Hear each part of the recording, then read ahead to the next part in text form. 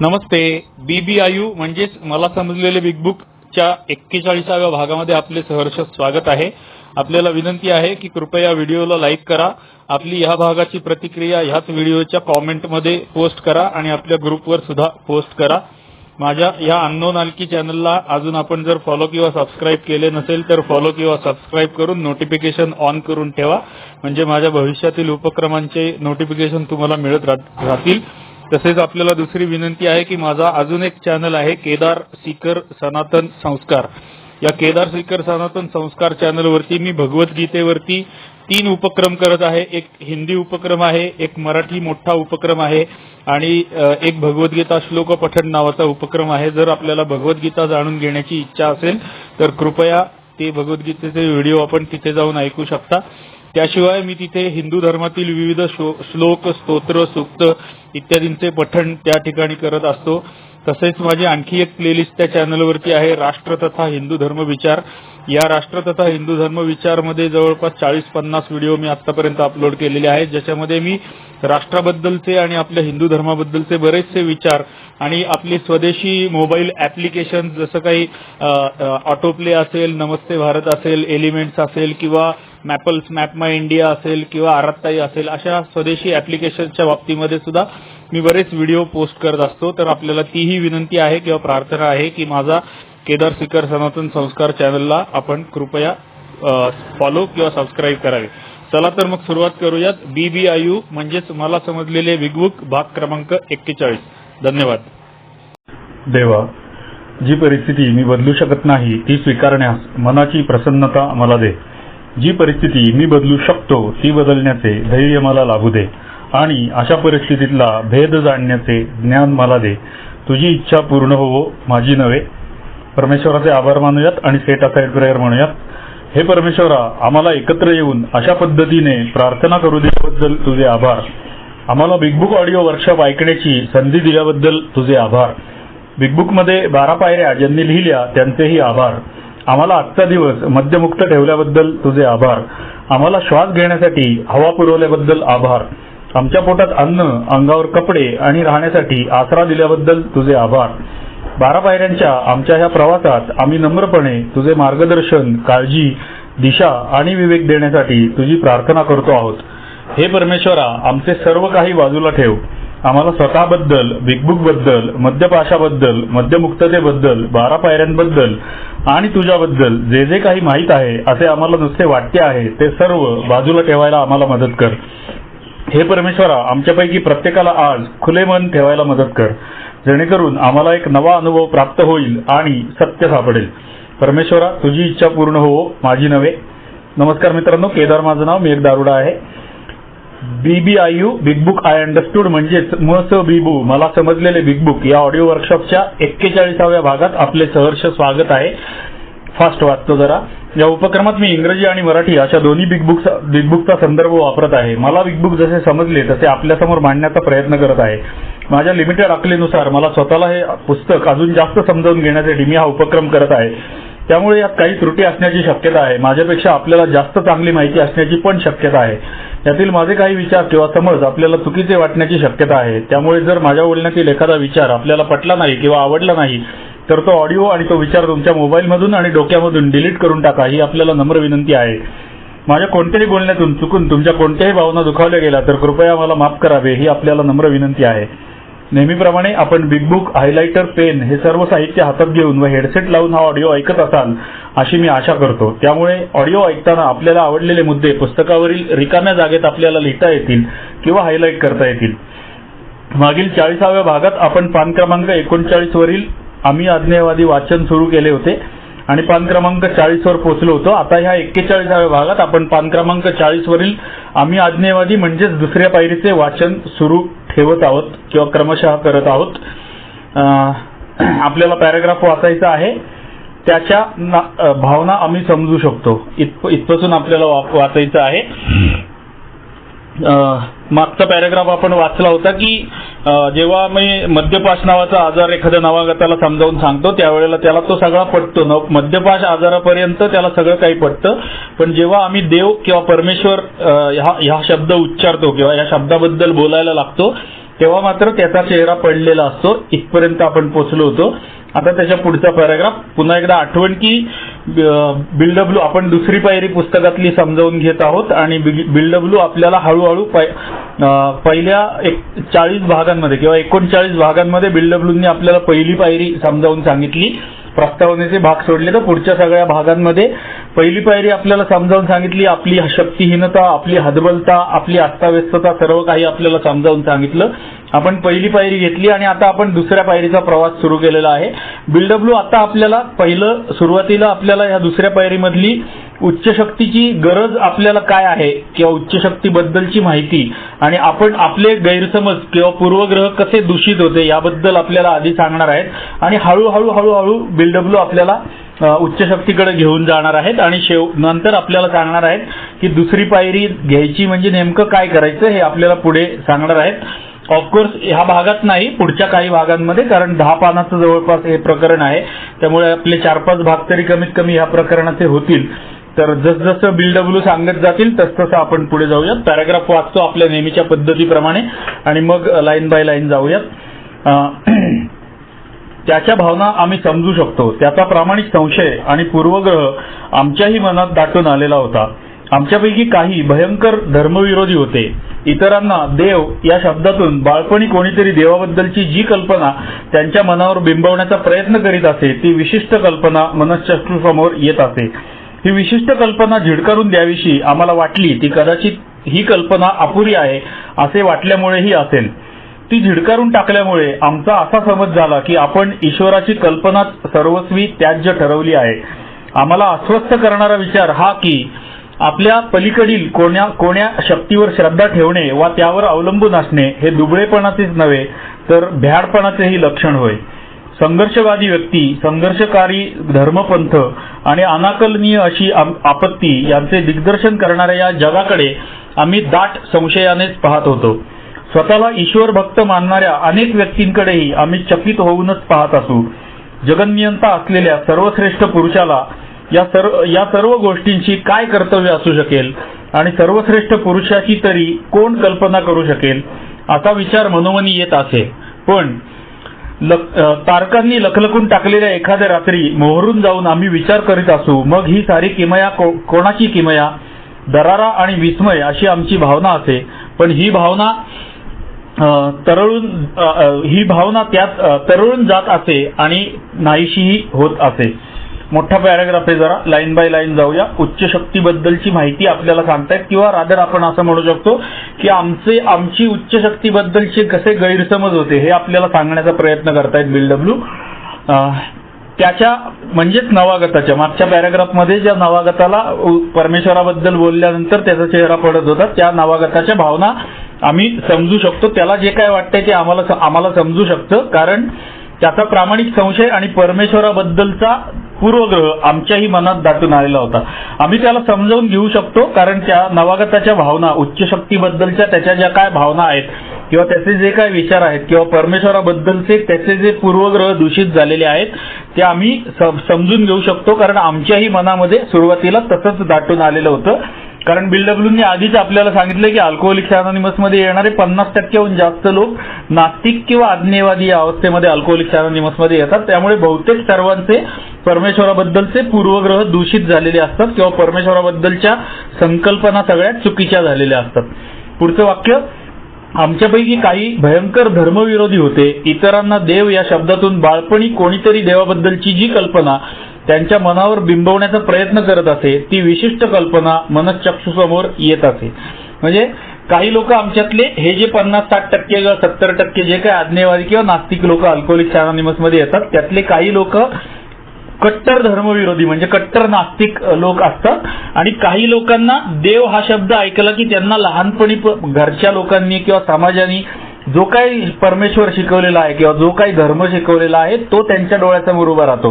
म्हणजे for example आता हे अमेरिकेतलं उदाहरण आहे, तर अमेरिकेमध्ये लहानपणी घरचे लोक हाणून मारून त्या पोरांना दर रविवारी सकाळी चर्चमध्ये जायलाच पाहिजे, परमेश्वराची प्रेयर केलीच पाहिजे, होली हे केलंच पाहिजे, ते केलंच पाहिजे, ख्रिश्चन सण साजरे केलेच पाहिजेत, अशा प्रकारची जी वागणूक त्यांना दिली जात असेल ती वागणूक त्यांच्या डोळ्यासमोर येते. आता आपण भारतामध्ये हिंदू संस्कृतीमध्ये राहणारे लोक आहोत. आपल्याला सुद्धा लहानपणी आपल्या घरच्यांनी जो परमेश्वर शिकवला, जो धर्म शिकवला, तो म्हणजे तुला असं केलंच पाहिजे, देवाला नमस्कार केलाच पाहिजे, प्रदक्षिणा घातल्याच पाहिजेत, ह्याव केलंच पाहिजे, त्याव केलंच पाहिजे, देवाला नवस केला पाहिजे, ह्याव केलं पाहिजे, देवाचं केलं पाहिजे वगैरे वगैरे जे काय असेल, हे नाही ऐकलंच तर देव शिक्षा देईल, मग तुला पाप लागेल, मग तुला नरकात जावं लागेल.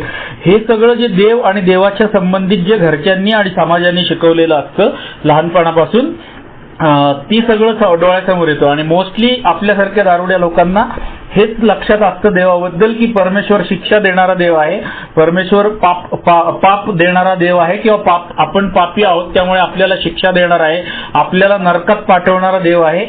हीच संकल्पना आपल्या लोकांच्या डोक्यामध्ये जास्तीत जास्त बसलेली असते. कारण आपल्यावरती लहानपणापासून तसे संस्कार केले गेलेले असतात की आपण त्यातली चांगली बाजू कधीच बघितलेली नसते. आपण जन्मापासूनच मानसिकरित्या आजारी असल्यामुळे आपल्या घरच्यांनी आपल्याला जे काही शिकवलं त्यातली चांगली बाजू आपण कधीच बघितलेली नसते. आपण नेहमी त्यातली वाईट बाजू बघितलेली असते. म्हणजे तुला पाप लागेल, तू खोटं बोललास तर तुला पाप लागेल, तू चोरी केलीस तर नरकात जाशील वगैरे वगैरे. आपण त्याचे दुष्परिणाम जे आहेत किंवा त्याच्या ज्या वाईट गोष्टी आहेत, त्याचा जो वाईट भाग आहे परमेश्वराबद्दलचा, तोच आपल्या डोक्यात बिंबलेला असतो.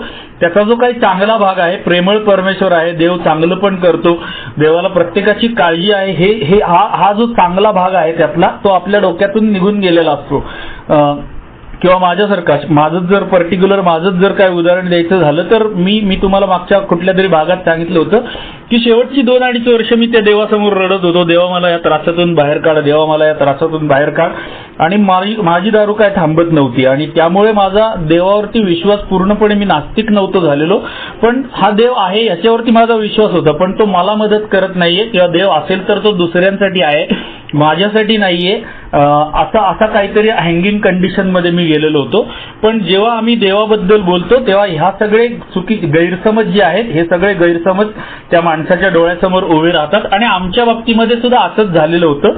त्यामुळे आम्ही त्याला समजून घेऊ शकतो, त्या नावागताला जे काय वाटतं आहे परमेश्वराबद्दल किंवा देवाबद्दल ते आम्ही समजून घेऊ शकतो. पुढचं वाक्य, ही विशिष्ट कल्पना झिडकारून द्याविषयी आम्हाला वाटली, ती कदाचित ही कल्पना अपुरी आहे असे वाटल्यामुळे असेल. म्हणजे परमेश्वर काय मला मदत करत नाही. आता मी जे तुम्हाला सांगितलं, परमेश्वर काय मला मदत करत नाही, तो ज्यांना करतो मदत त्यांच्यासाठी तो असेल परमेश्वर. पण हा परमेश्वर मला मदत करणारा परमेश्वर नाही. म्हणजेच ही कल्पना, देवाची कल्पना किंवा देव हा अपुरा आहे, हा मला मदत न करणारा आहे, हा अर्धवट आहे, हा काही ठराविक लोकांनाच मदत करतो, वर्गात पहिला येणाऱ्या लोकांनाच, मुलांनाच तो मदत करतो, माझ्यासारख्या लोकांना मदत करत नाही, असे गैरसमज करून घेणारी आम्ही लोक आहोत. आणि त्यामुळे आम्ही देवाला झिडकारलं असेल. आणि पुढचं वाक्य बघा, ती झिडकारून टाकल्यामुळे आमचा असा समज झाला की आपण ईश्वराची कल्पना सर्वस्वी त्याज्य ठरवली आहे. आणि ह्या सगळ्या गैरसमजांमुळे आमचा असा समज निर्माण झाला होता की आता आपल्याला देव कधीच मदत करणार नाही, किंवा देव आपल्या आयुष्यातून निघून गेलेला आहे, ती संकल्पना आपल्या आयुष्यात परत कधीही येऊ शकत नाही. आपण परत परमेश्वराचा स्वीकार करू शकत नाही, आपण उच्च शक्तीचा परत स्वीकार करू शकत नाही. कारण जेव्हा मला मदत पाहिजे होती तेव्हा मला परमेश्वराने मदत केलेली नाही. हा गैरसमज डोक्यामध्ये खोलवर रुजल्यामुळे आम्हाला असं वाटलं की परमेश्वर आता आम्हाला आयुष्यात कधीही मदत करणार नाही. आणि म्हणून त्यांनी लिहिलंय की ईश्वराची कल्पनाच सर्वस्वी त्याज्य ठरवली आहे असे आम्हाला वाटले. आम्हाला अस्वस्थ करणारा विचार हा की आपल्या पलीकडील कोण्या शक्तीवर विश्वास ठेवणे व त्यावर अवलंबून असणे हे दुबळेपणाचेच नव्हे तर भ्याडपणाचे लक्षण होय. म्हणजे आधीच्या वाक्यामध्ये एक गैरसमज सांगितला, किंवा आधीच्या काही वाक्यांमध्ये एक गैरसमज सांगितला उच्च शक्तीबद्दलचा आपला.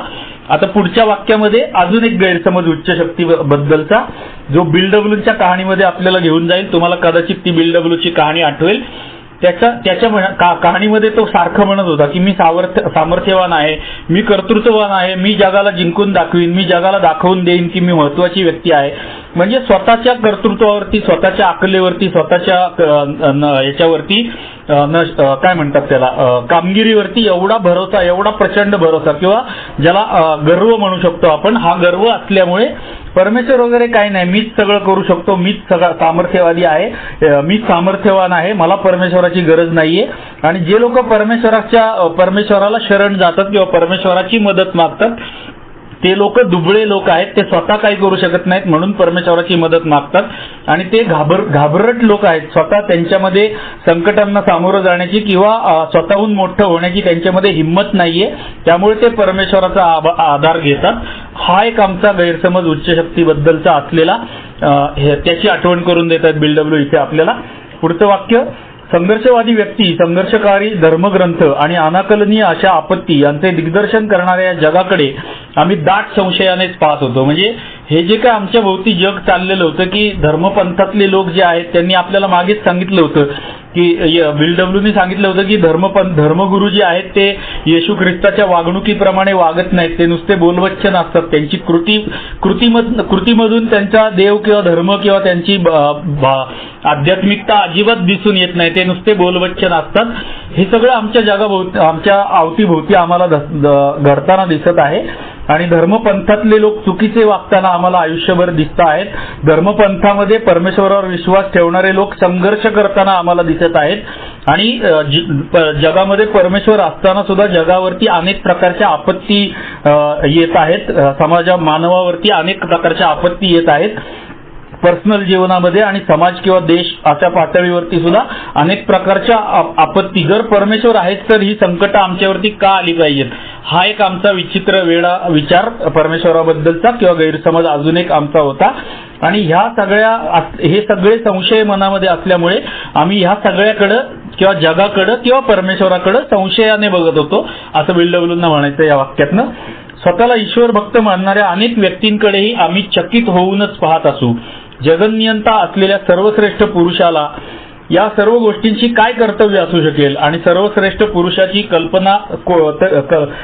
तरी कल्पना कोण करू शकेल, असा विचार मनोमनी येत असे. म्हणजे जे लोक धर्म मानतात, जे लोक पंथ मानतात किंवा जे लोक धार्मिक आहेत असं भासवतात आणि त्याच्याप्रमाणे आम्ही करतोय, आम्ही वागतोय असं दाखवतात, त्या लोकांनाही संकट येत आहेत, त्या लोकांनाही अडचणी येत आहेत आणि ते लोक चुकीचे वागतायत, हे सगळं आम्ही बघत होतो. त्यामुळे आम्हाला त्याच्याबद्दल संशय निर्माण होत होता. आणि जगनियंता असलेल्या सर्वश्रेष्ठ पुरुषाला, इथे एक पुस्तकामध्ये सुधारणा आहे थोडीशी, नवीन पुस्तकामध्ये फक्त पुरुषा हा शब्द आहे, पुरुषाला पाहिजे होता, तिथं ला लावायचं राहिलाय. तुमच्या पुस्तकामध्ये पुरुषाला असा शब्द नसेल, पुरुषा असेल तर त्याला ला लावून घ्या.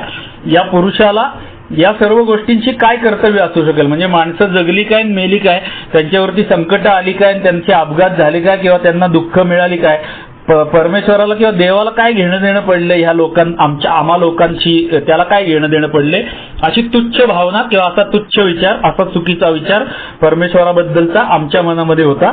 सर्वश्रेष्ठ, पुढचं वाक्याचा अर्धा भाग, सर्वश्रेष्ठ पुरुषाची तरी कल्पना कोण करू शकेल, म्हणजे कोण, परमेश्वर म्हणजे कोणी बघितलाय, देव कोणी बघितलाय का, हे या प्रकारची जी वाक्य किंवा ह्या प्रकारचे विचार आमच्या डोक्यामध्ये सतत असायचे. त्यामुळे आमचे परमेश्वराबद्दलचे सगळे गैरसमज होते. पण तरी सुद्धा आता पुढचं वाक्य महत्वाचं आहे की BLW आपल्याला सांगतायत, आता इथे हळूहळू ते आपल्याला कल्पना द्यायला सुरुवात करतात किंवा हळूहळू ते आपल्याला या संकल्पनेकडे घेऊन चालले. तू स्वतःला जरी कितीही नास्तिक किंवा अज्ञेयवादी मानत असला तरी सुद्धा तुझ्या मनामध्ये कुठल्या ना कुठल्या प्रकारची श्रद्धा आहे, हा विचार BLW हळूहळू आपल्याला समजावून सांगणार आहेत आणि आपला प्रवास त्या दिशेने, आपल्या मनाचा विचार किंवा आपल्या विचारांचा प्रवास हळूहळू उच्च शक्तीच्या दिशेने घेऊन जाणार आहेत, त्यातली ही सुरुवात आहे. पण आमच्या मनामध्ये हे सगळे गैरसमज आणि सगळे चुकीचे विचार असले परमेश्वराबद्दलचे, तरी सुद्धा तारकांनी लखलखून टाकलेल्या एखाद्या रात्री मोहरून जाऊन आम्ही विचार करत असू, मग ही सारी कोणाची किमया. म्हणजे एखाद्या दिवशी आकाशामध्ये बघताना सगळे ग्रह, चंद्र, तारे, सूर्य जे काय असेल ते सगळं आकाशामध्ये दिसत होतं आणि त्या ग्रह तारकांकडे बघितल्यानंतर आम्हाला हे आश्चर्य वाटत होतं की कसं काय हे सगळे ग्रह तारे हे एकमेकांना धडकत का नाहीत, किंवा मी आज रात्री झोपलोय चंद्र आलाय चुकून येऊन माझ्या घराला येऊन धडकलाय, उद्या काय सूर्य माझ्या घराच्या जवळच आलाय, माझं घर जळून खाक झालंय, अशा चुका का होत नाहीत. हे सगळं एवढं मोठं प्रचंड जे जग आहे किंवा ब्रह्मांड आहे किंवा जे विश्व आहे प्रचंड मोठं, हे सगळं बिनचूकपणे कसं चालू असतं याचं आम्हाला आश्चर्यही वाटत असे आणि त्याबद्दल आम्ही विचार करत असू की हे कोण चालवत असेल, हे कसं चालत असेल सगळं, हाही विचार आमच्या मनामध्ये असायचाच, असं BLW म्हणतात. दरारा आणि विस्मय अशी आमची भावना असे, पण ही भावना तरळून जात असे आणि नाहीशीही होत असे. इथे एक मराठी पुस्तकामध्ये बदल आहे येथे नवीन पुस्तकात प्रश्नचिन्ह आहे. तरळूनच्या जागी तरंगळून असं काहीतरी लिहिलेलं असेल तुमच्या इथं, तर तिथं भावना तरळून जात असे, ळ ला उकार लावायचा आहे, तरळून जात असे असं लिहायला पाहिजे.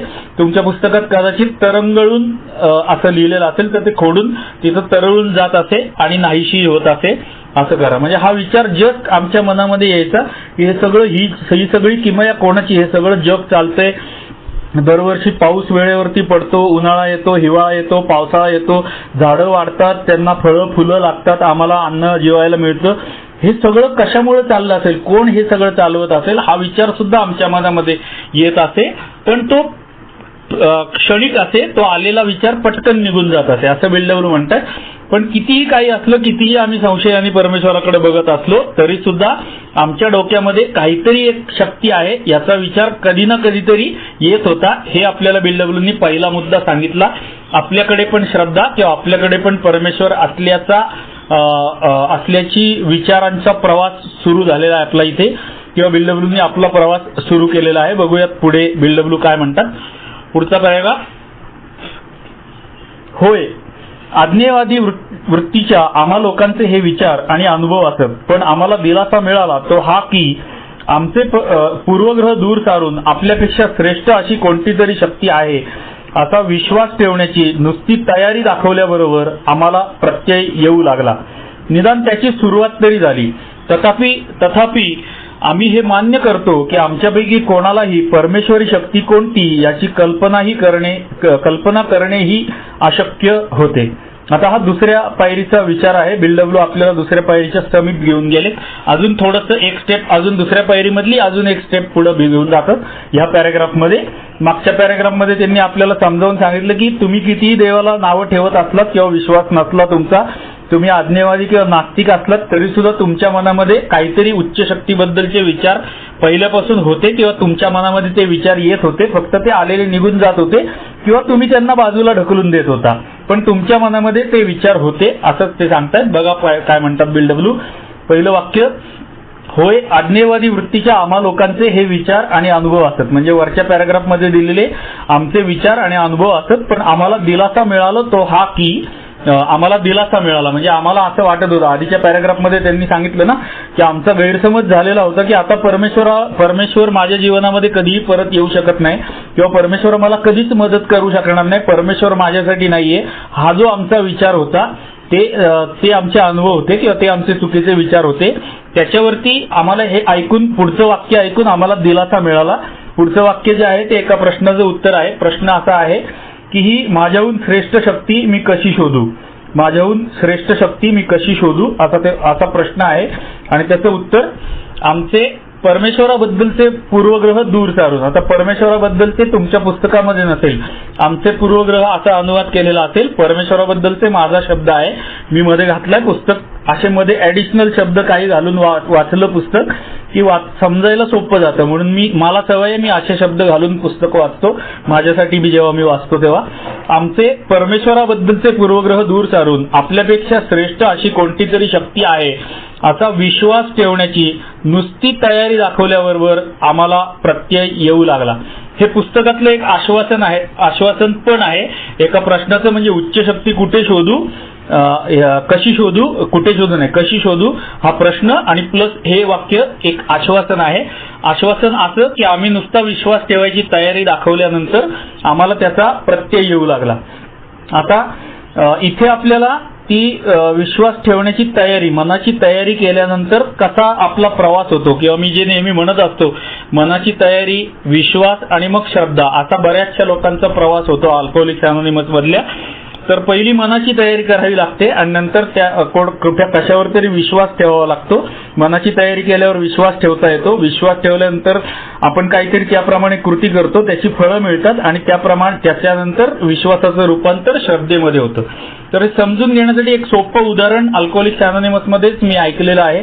इव्हन मराठी फेलोशिपमध्ये आपल्या मुंबईतल्या एका स्पीकरच्या तोंडून पण हे उदाहरण ऐकलेलं आहे. परदेशामध्ये अनेक ठिकाणी हे उदाहरण सांगितलं जातं. आपल्या जो आणि चार्ली वर्कशॉप मधलं हे उदाहरण आहे.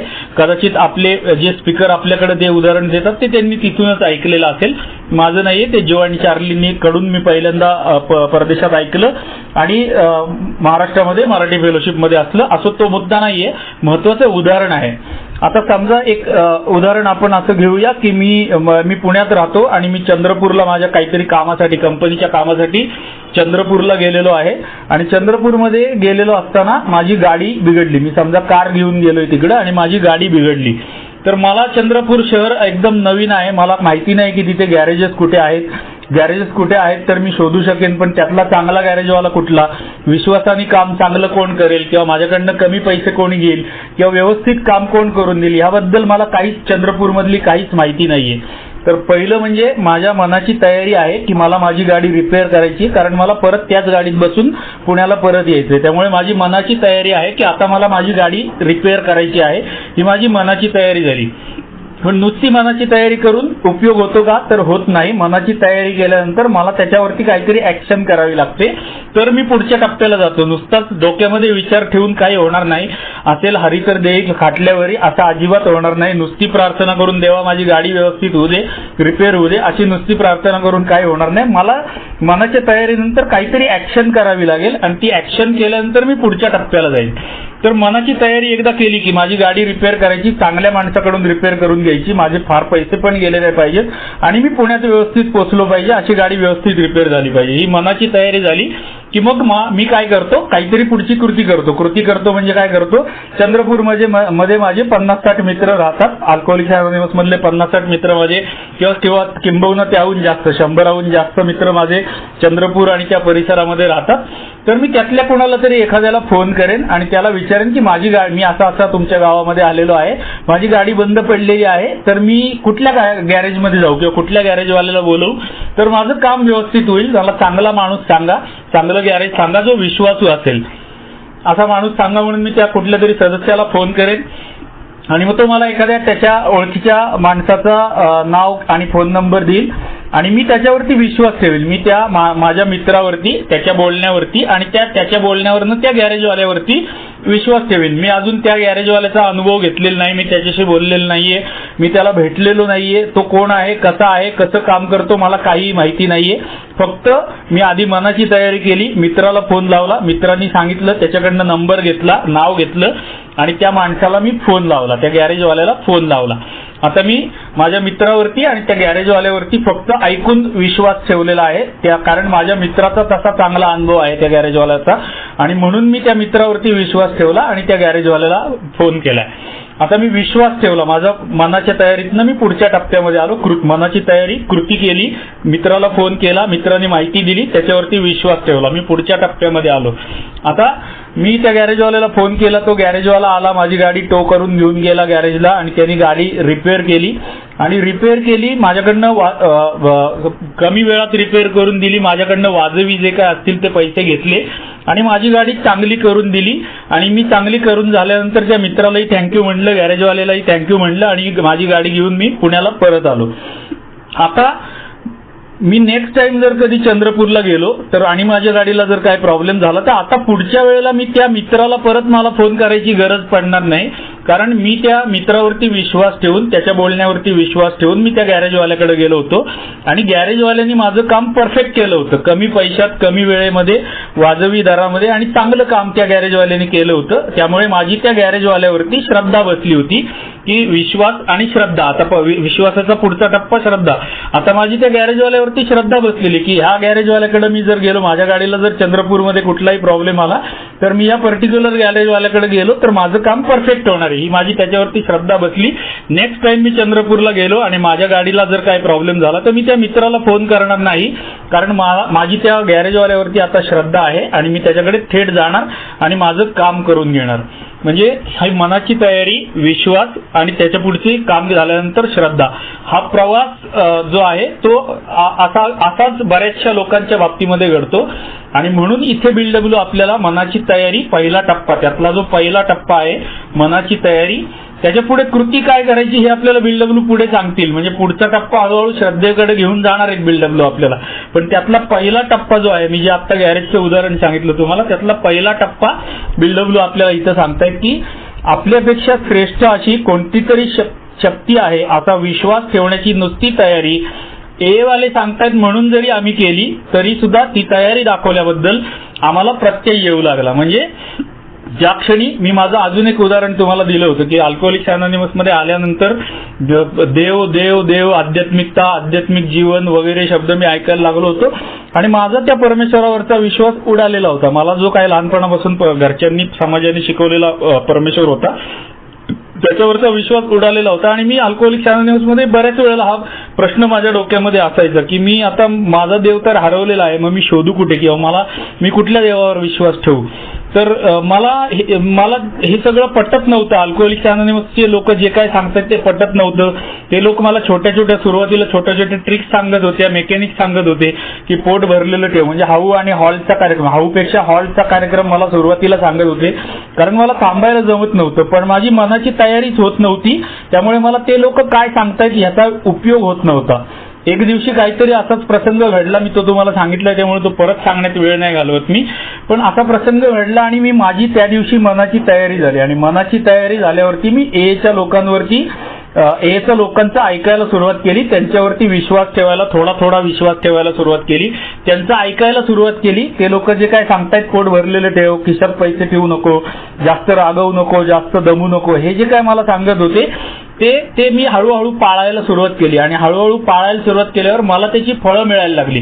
काय फळं मिळायला लागली तर माझं पिणं त्याच्यामुळे थांबायला लागलं आणि मला त्याची फळं मिळायला लागली. आणि मग मला एकदा का मनाची तयारी केली, विश्वास ठेवला एच्या लोकांवरती आणि त्याची मला फळं मिळायला लागल्यानंतर त्या विश्वासाचं रूपांतर श्रद्धेमध्ये झालं की एचे लोक जे सांगतात ते बरोबर सांगतायत बाबा, त्यांचं ऐकलं तर माझी दारू थांबलेली राहते हे मला पटायला लागलं आणि माझा ए वरती विश्वासाचं रूपांतर श्रद्धेमध्ये झालं.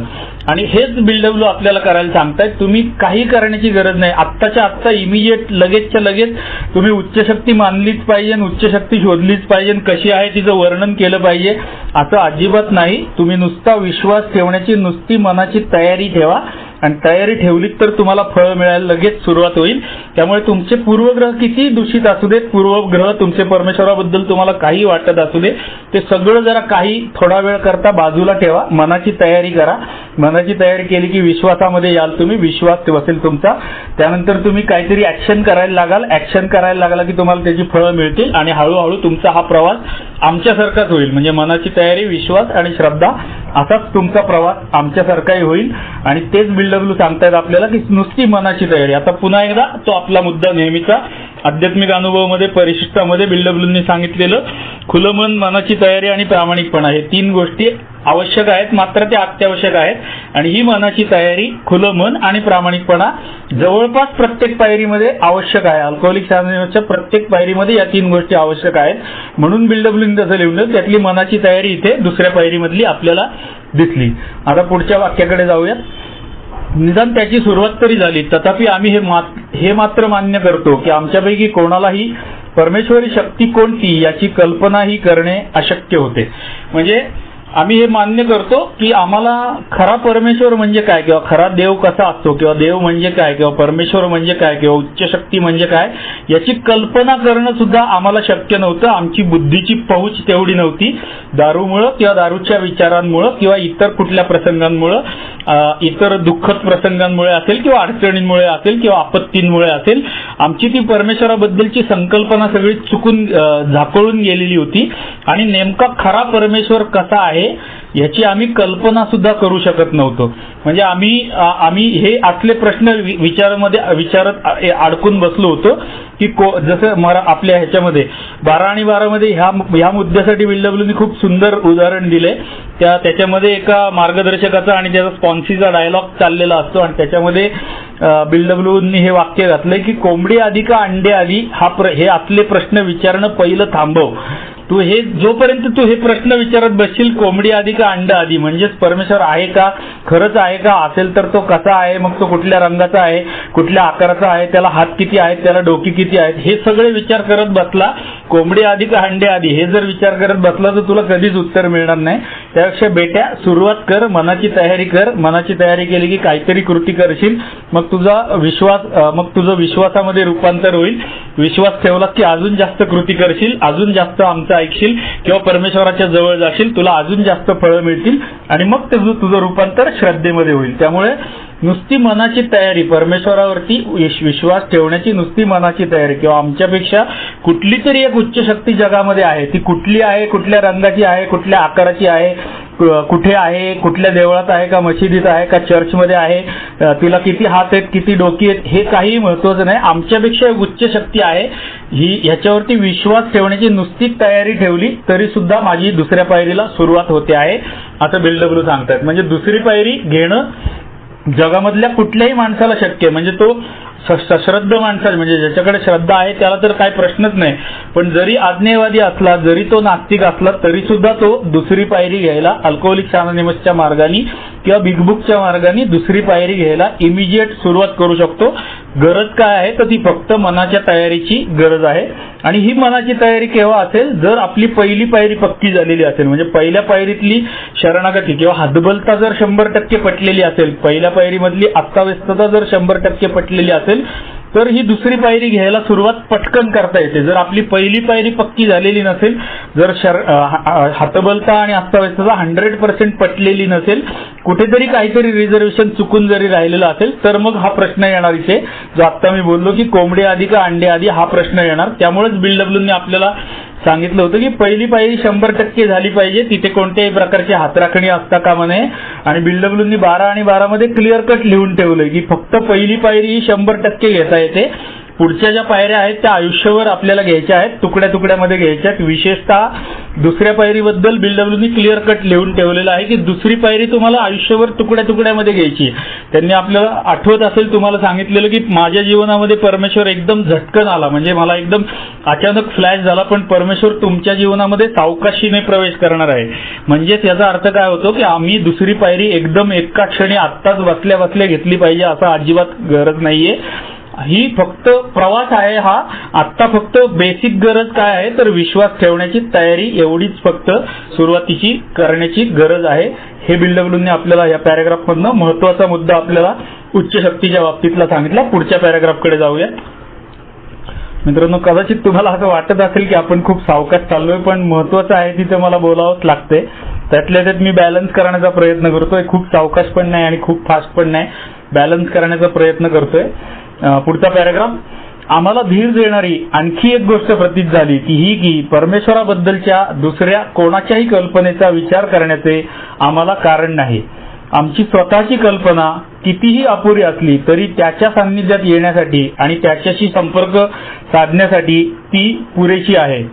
एका सर्जनशील निर्मितीक्षम बुद्धीचे वस्तूंच्या संपूर्णतेच्या मुळाशी असणाऱ्या विश्वाच्या त्या चैतन्याचे शक्य अस्तित्व आम्ही मान्य केल्याबरोबर आमच्यामध्ये एक नवी शक्ती संचारल्यासारखी, मार्गदर्शनाची एक नवी दिशा दिसल्यासारखी आम्हाला भासू लागली.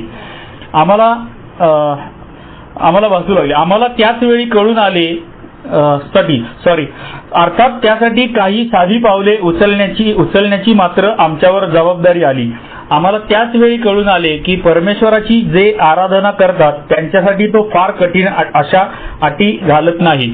आमच्यासाठी चित्तशक्तीचे अधिष्ठान व्यापक, सर्वसमावेशक आहे. जे कळकळीने तिचा ध्यास घेतात त्यांना ती वगळत नाही, त्यांच्याकडून लाथाडूनही टाकत नाही. आम्हाला वाटते ती सर्व मानव जातीसाठी खुली आहे. आता लाईन बाय लाईन जाऊयात, पटापट जाऊयात, वेळ कमी ह्या ऑडिओमध्ये, एवढा पॅराग्राफ तरी झाला पाहिजे. पुढचा पॅराग्राफ जे आहे ते एका प्रश्नाचं, ह्या पॅराग्राफ जो आहे एका प्रश्नाचं उत्तर आहे. केवळ इच्छा, म्हणजे मागच्या पॅराग्राफ मध्ये बघितलं, केवळ इच्छा, मनाची तयारी. परमेश्वराचे वर्णन मी कसे करू, म्हणजे परमेश्वराला फ्रेम कशी करू, किंवा त्याचं किती हात, किती डोकी आहेत, कुठल्या रंगाचं आहे, कुठल्या आकाराचं आहे, हे वर्णन कसं करू परमेश्वराचं, असा प्रश्न आहे. त्याचं उत्तर, आम्हाला धीर देणारी आणखी एक गोष्ट प्रतीत झाली. आधीच्या पॅराग्राफमध्ये एक प्रतीत झाली की विश्वास ठेवण्याची तयारी दाखवल्याबरोबर आम्हाला फायदा व्हायला सुरुवात होते. आता दुसरी गोष्ट की परमेश्वराबद्दलच्या दुसऱ्या कोणाच्याही कल्पनेचा विचार करण्याचे आम्हाला काही कारण नाही.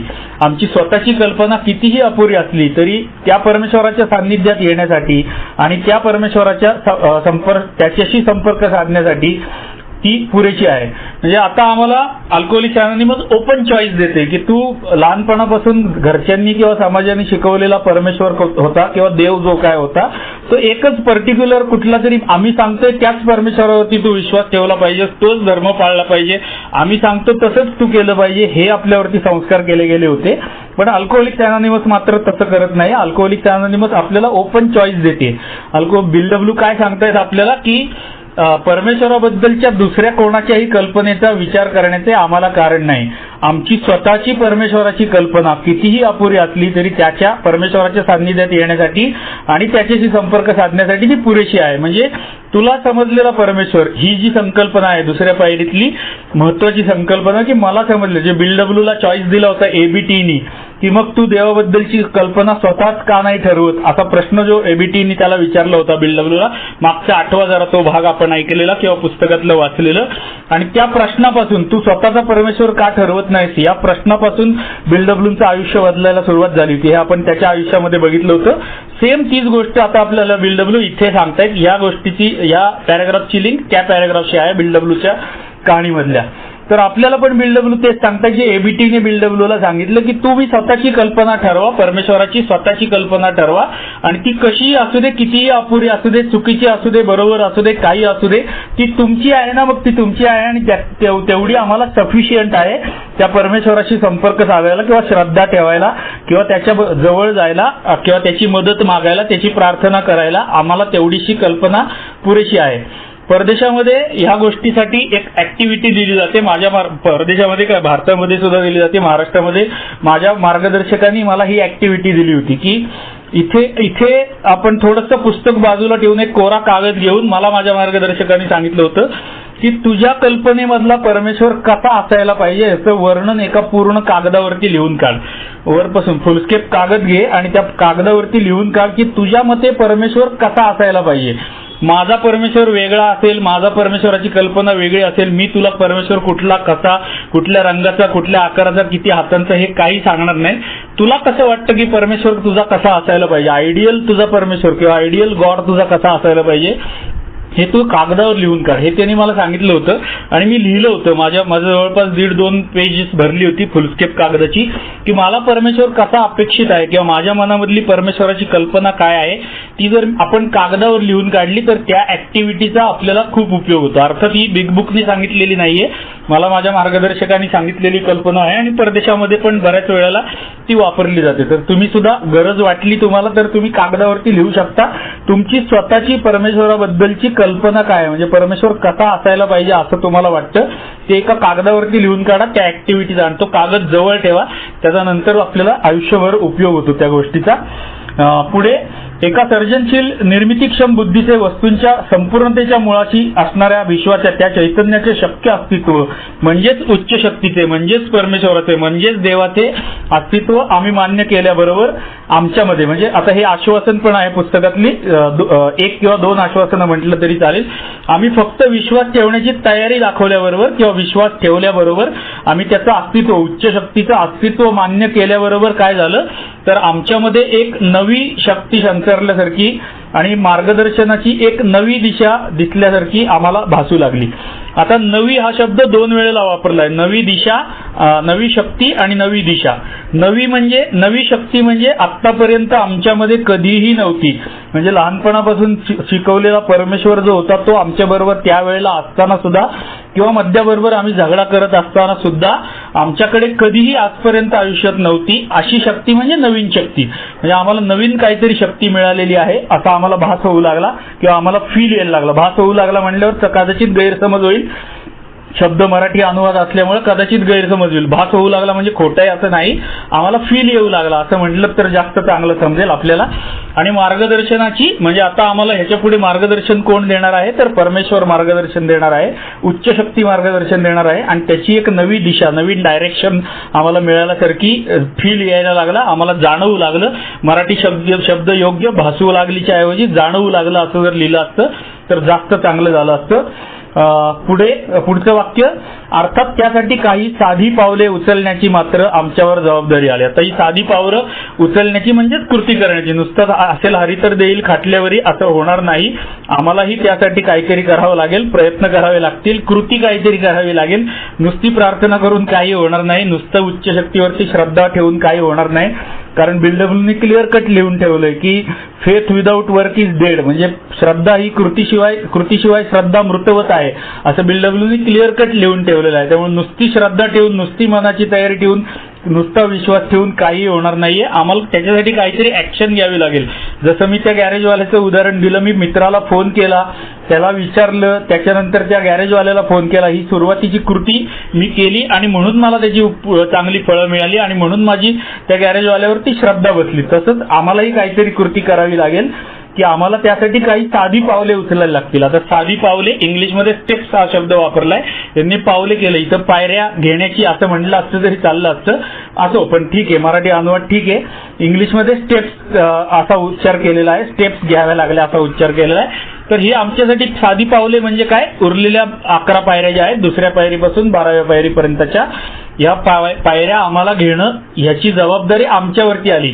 हे आमचं काम आहे. पायऱ्या घेणं किंवा पायऱ्यांचं आचरण करणं हे आमचं काम आहे. ते आमचं आम्हालाच केलं पाहिजे, तर परमेश्वर आम्हाला मदत करणार आहे. आमचं काम, पायऱ्यांचं आचरण करण्याचं काम परमेश्वर कधीही करणार नाही. आमचं काम आम्हालाच केलं पाहिजे, तर परमेश्वर त्याचं काम माझ्यासाठी करणार आहे. मी जर माझ्यासाठी माझं काम केलं नाही तर परमेश्वर माझ्यासाठी माझं काम कधीच करणार नाही. तो काय माझ्या बापाचा नोकर नाही आहे परमेश्वर, त्यामुळे माझं काम मलाच करायला पाहिजे. ही जबाबदारी आता माझी आहे असं BLW आपल्याला क्लिअर कट सांगतायत. पुढचं वाक्य आश्वासन आहे, पुस्तकातलं आश्वासन. आम्हाला त्याच वेळी कळून आले की परमेश्वराची जे आराधना करतात त्यांच्यासाठी तो फार कठीण अशा अटी घालत नाही. म्हणजे परमेश्वराची जे भक्ती करतात किंवा त्याच्यावरती श्रद्धा ठेवतात, भक्ती म्हणलं की आपला गैरसमज होतो किंवा हिंदू संस्कृतीमध्ये आपण असल्यामुळे भक्ती म्हणलं की लगेच आपल्यासमोर आरती, उदबत्त्या हे सगळं येतं, पूजा, नारळ, हार बीर सगळं येतं. तसं नाहीये. जे त्याच्यावरती श्रद्धा ठेवतात असा आपण अर्थ देऊ शकतो. जे उच्च शक्तीवरती किंवा परमेश्वरावरती विश्वास ठेवतात, श्रद्धा ठेवतात, त्यांना परमेश्वर कठीण अशा अटी घालत नाही. म्हणजे अनडुएबल, म्हणजे न करता येण्यासारखं काहीतरी करायला सांगितलंय परमेश्वरांनी. जा आत्ताच्या आत्ता एव्हरेस्ट शिखराच्या टोकावरती जाऊन ये आणि मग मला भेट, किंवा मला भेटायचं असेल तर एव्हरेस्ट शिखराच्या टोकावरती येऊन मला भेट, असं न करण्यासारखं किंवा अनडुएबल असं काही परमेश्वर करायला सांगत नाही. म्हणजे कठीण अटी घालत नाही. म्हणजे फार मला करता येणार नाही असं कुठल्याही गोष्टींची अपेक्षा परमेश्वर अजिबात करत नाही. जे मला जमणार आहे तेच मला परमेश्वर करायला सांगतो. याच्यातून अजून एक गोष्ट आपल्या लक्षात येते की परमेश्वर हा शिक्षा देणारा नाही, म्हणजे कठीण अटी घालणारा नाही, म्हणजेच परमेश्वर शिक्षा देणारा सुद्धा नाहीये, नरकामध्ये पाठवणारा परमेश्वर नाहीये. परमेश्वर प्रेमळ आहे, परमेश्वर दयाळू आहे आणि तो सगळ्यांसाठी समान असलेला आहे, सगळ्यांवरती प्रेम करणारा आणि सगळ्यांची काळजी घेणारा परमेश्वर आहे. तो शिक्षा देणारा, नरकामध्ये पाठवणारा वाईट परमेश्वर, सैतानासारखा परमेश्वर नाहीये, तो चांगला परमेश्वर आहे. त्यामुळे हा पण गैरसमज आपल्या डोक्यामधला निघून जातो इथे. पुढचं शेवटचं वाक्य हे पण एक आश्वासन आहे. शेवटचं वाक्य पण पॅराग्राफ मधलं एक आश्वासन आहे. आमच्यासाठी चित्त शक्तीचे अधिष्ठान व्यापक सर्वसमावेशक असे आहे. चित्त शक्तीचे म्हणजेच उच्च शक्तीचे. BLWची ही स्टाईल होती ना की प्रत्येक वेळेला मुद्दा तोच किंवा संकल्पना तीच असते, पण शब्द वेगळे वापरायला आवडायचं BLWना. आता इथे त्यांनी चित्त शक्ती म्हणलंय, कुठे परमेश्वर म्हणलंय, कुठे देव म्हटलंय, कुठे गॉड म्हटलंय, असं प्रत्येक ठिकाणी वेगवेगळे शब्द त्यांना उच्च शक्ती म्हणलंय. तर आता इथे त्यांनी चित्त शक्ती शब्द वापरलाय, त्याचा अर्थ परमेश्वर. आमच्यासाठी परमेश्वराचे अधिष्ठान व्यापक आणि सर्वसमावेशक असे आहे. सर्वसमावेशक म्हणजे मग तो आज्ञेयवादी असू दे, नास्तिक असू दे किंवा संपूर्ण श्रद्धा असलेला माणूस असू दे, सगळ्यांना घेता येईल अशी आमची परमेश्वराची संकल्पना आहे किंवा असा परमेश्वर आहे जो कोणालाही वगळत नाही. पुढच्या वाक्याच्या भागामध्ये लिहिलंय की जे लोक तिचा कळकळीने ध्यास घेतात, म्हणजे परमेश्वराची कळकळीने प्रार्थना करतात किंवा परमेश्वराचा ध्यास घेतात कळकळीने, त्यांना ती वगळत नाही. जगातला कुठलाही माणूस असू दे, कुठल्याही धर्माचा, कुठल्याही पंथाचा, कुठल्याही जातीचा, कुठल्याही अवस्थेमधला, नास्तिक, आज्ञेयवादी किंवा आस्तिक कुठल्याही अवस्थेमधला असू दे, सगळ्यांसाठी परमेश्वर आहे. ती कोणालाही आमचा परमेश्वर वगळून टाकू शकत नाही किंवा टाकत नाही, लाथाजळूनही टाकत नाही. तो हिडीस पिडीस करणारा परमेश्वर नाही, तो प्रेम करणारा परमेश्वर आहे. आम्हाला वाटते ती परमेश्वराची संकल्पना किंवा तो परमेश्वर संपूर्ण मानव जातीसाठी खुला आहे. म्हणजे जगातल्या कुठलाही माणूस असू दे, कुठल्याही जातीचा, धर्माचा, पंथाचा, लिंगाचा, रंगाचा, वर्णाचा, कुठल्याही आर्थिक परिस्थितीतला, कुठल्याही शिकलेल्या अवस्थेतला किंवा कुठल्याही भौगोलिक परिस्थितीचा मधला, आणि सगळ्यात महत्वाचं म्हणजे आस्तिक, अज्ञेयवादी आणि नास्तिक या तिन्हीपैकी कुठल्याही अवस्थेमधला माणूस असू दे, त्या प्रत्येकाला परमेश्वर भेटू शकतो, उच्च शक्तीशी संपर्क करता येऊ शकतो, उच्च शक्तीची मदत घेता येऊ शकते आणि तिचा ध्यास घेता येऊ शकतो. मित्रांनो, इथं पॅराग्राफ संपलाय आणि आपल्या ऑडिओचा वेळ सुद्धा संपलेला आहे. आता आपण या 41व्या भागात इथेच थांबूया. पुढच्या 42व्या भागात आपण पुढचा पॅराग्राफ वाचायला सुरुवात करू. तो पॅराग्राफ आहे, म्हणून आम्ही जेव्हा तुमच्याशी परमेश्वराबद्दल बोलतो तेव्हा, इथपासून चालू होणारा पॅराग्राफ आपण पुढच्या 42व्या भागामध्ये वाचूयात. आपली नेहमीची विनंती, आपले कोणतेही ऑडिओ, आपल्या वर्कशॉपच्या संदर्भातील कोणतेही साहित्य, तुमच्या काढलेल्या नोट्स, हायलाईट केलेलं पुस्तक कोणत्याही प्रकारे, कोणत्याही माध्यमातून कोणालाही परस्पर देऊ नका. अगदी तुमचा मार्गदर्शक असेल तरी सुद्धा देऊ नका. ज्याला कोणाला पाहिजे असेल त्याला आपल्या उपक्रमामध्ये आणा. आपल्या पद्धतीने आपण त्याला सर्व काही देणार आहोत.